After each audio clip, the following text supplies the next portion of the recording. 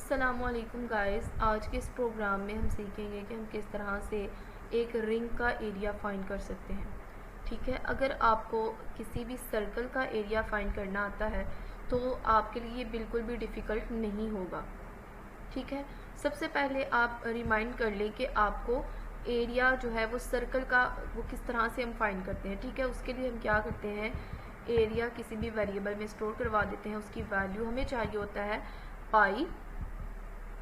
पाई की वैल्यू, और उसको हम मल्टीप्लाई करवा देते हैं किसी भी रेडियस के साथ, जो भी रेडियस हो उस सर्कल का। ठीक है, जस्ट आर स्क्वायर, सॉरी, ये हमारे पास एरिया होता है किसी भी सर्कल का। ठीक है, तो अब हमें क्या करना है, हमें फाइनली फाइंड करना है रिंग का एरिया। ठीक है, तो रिंग के एरिया में क्या होगा मैं आपको बताती हूँ। ये देखिए, हमारे पास सर्कल हमारे पास इस तरह से होता है और रिंग की शेप भी हमारे पास सर्कल की ही होती है, बट उसमें डिफरेंस हमारे पास जहाँ पर आता है वो ये आता है कि रिंग में हमारे पास दो सर्कल्स होते हैं।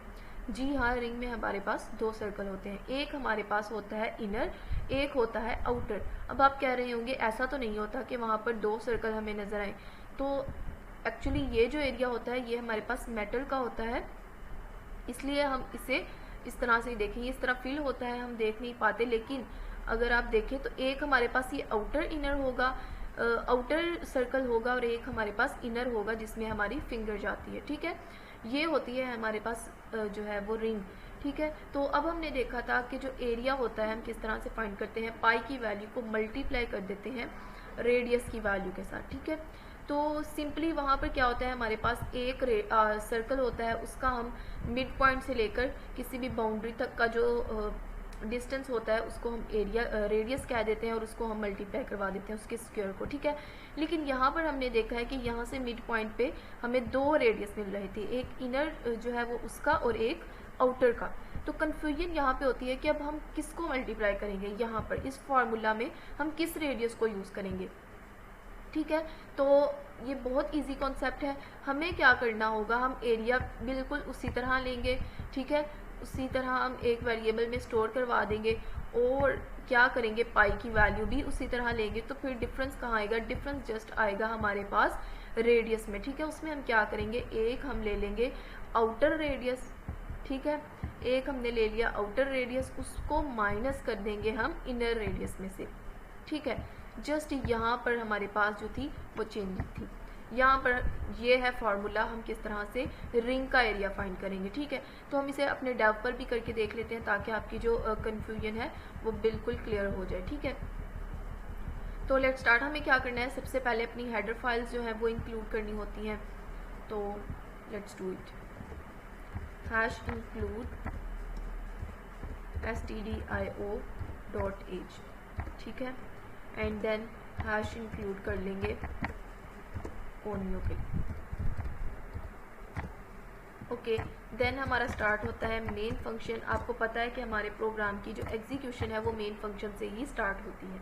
ठीक है, तो अब हमें क्या करना है, कुछ वेरिएबल्स लेने हैं हमारे पास, फ्लोट में ले लेते हैं क्योंकि एरिया जो है वो पॉइंट्स में होता है। ठीक है, सबसे पहले मैं एक ए ले रही हूँ वेरिएबल, उसके बाद मैंने ले लिया एक आउटर के लिए रेडियस, एक ले लिया मैंने इनर के लिए रेडियस, एंड देन मैंने एक ले लिया पाई ले लिया एक वेरिएबल।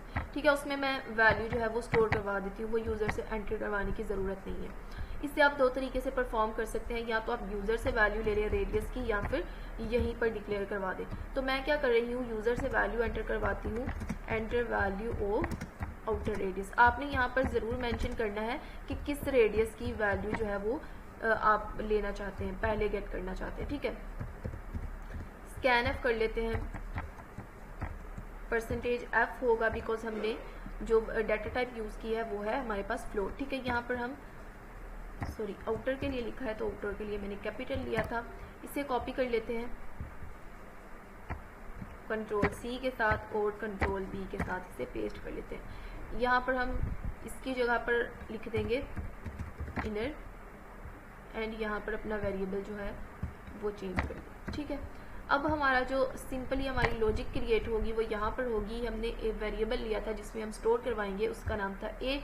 हमने क्या करना है, पाई जो है उसको मल्टीप्लाई करवा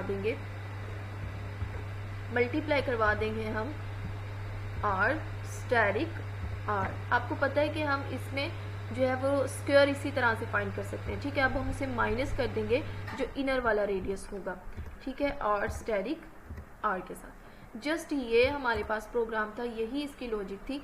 अब हम क्या करते हैं, प्रिंट ऑफ कर लेते हैं वैल्यू ऑफ एरिया। तो परसेंटेज एफ लिखेंगे अगेन एंड यहाँ पर ए लिख देंगे, ठीक है। तो बहुत सारे स्टूडेंट्स जो है वो यहाँ पर कंफ्यूज हो जाते हैं कि जब स्कैनएफ में जो है वो हम एम्फर साइन यूज़ करते हैं, बट आपने यहाँ पर यूज़ क्यों नहीं किया। तो मैं आपको बता दूं कि प्रिंटएफ में कभी भी एम्फर साइन यूज़ नहीं होता, जस्ट स्कैनएफ में यूज़ होता है, ठीक है। तो अगर आप ये स्किप कर दें तो आपकी वैल्यू जो है वो नहीं होगी प्रिंट। चलें अब हम इसे रन करके देख लेते हैं F11 से। तो देख लीजिए मैसेज जो है वो शो हो रहा है, enter the value of outer radius.